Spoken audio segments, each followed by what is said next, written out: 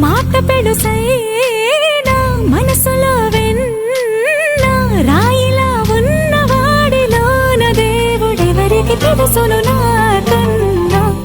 చూసేకి అగ్గిరవ్వ మాదిరే ఉంటాడే